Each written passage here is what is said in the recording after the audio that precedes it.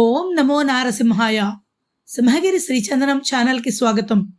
చందనోత్సవం నాడు అంటే వైశాఖ శుద్ధ తదేనాటితో మొదలైన శ్రీగంధపు పూతను గడిచిన ఆషాఢ పౌర్ణమికి పూర్తి చేసుకున్న మన సింహాచలేశుడు 4 విడతలుగా 12 మణుగుల శ్రీగంధపు లేపనాన్ని పూర్తిగా ధరించి నిండైన మూర్తిగా శోభిల్లుతున్నారు. ఆ సుందరమూర్తిని మరింత ఆకర్షణీయంగా చేసేందుకు వైదికులు కరాళ చందనాన్ని సిద్ధం చేస్తున్నారు. సుమారు 5 కేజీల శ్రీగంధాన్ని మెత్తని ముద్దగా సిద్ధం చేసి సుగంధ ద్రవ్యాలతో మిళితం చేసి శ్రావణ పున్నమి నాడు స్వామివారి ఆకృతిపై ఒండులా లేపనం చేయనున్నారు.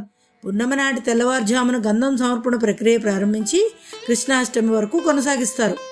ఎంతో పవిత్రమైన కరాళ చందన సమర్పణ విశేషాలను వైదిక పెద్దల మాటల్లో విందాం. ఉత్తరాయ శుభాంగాయ మంగళాయ మహోజసే సింహశైల నివాసాయ శ్రీ నృసింహాయ మంగళం. శ్రీ సింహాచల వరాహలక్ష్మీ నృసింహస్వామి వారి దివ్యక్షేత్రంలో పరమ పవిత్రమైన అతి సున్నితమైనటువంటి స్వామివారికి చందన సమర్పణ 4 విడతలు పూర్తయిన తర్వాత శ్రావణ పౌర్ణమి రోజుని స్వామివారికి పైపూతగా కరాళ చందనం సుగంధ ద్రవ్యాలు మిళితం చేసేటువంటి చందనాన్ని స్వామివారికి శ్రావణ పౌర్ణమి నుంచి కృష్ణాష్టమి వరకు 8 రోజుల పాటు అత్యంత సున్నితముగా చాలా విశేషముగా సుగంధ పరిమళాలు వెదజల్లేటువంటి కరాళ చందనాన్ని స్వామివారికి లేపనం చేయడం జరుగుతుంది. ఈ ప్రక్రియ చాలా సున్నితమైనటువంటి ప్రక్రియ. ప్రపంచంలో ఎక్కడ ఏ దేవాలయంలోనూ ఏ మూర్తికి ఈ విధమైనటువంటి సమర్పణ ఉండదు. ఏ మూర్తి ఇలా ఉండరు కూడా. అది చాలా విశేషం.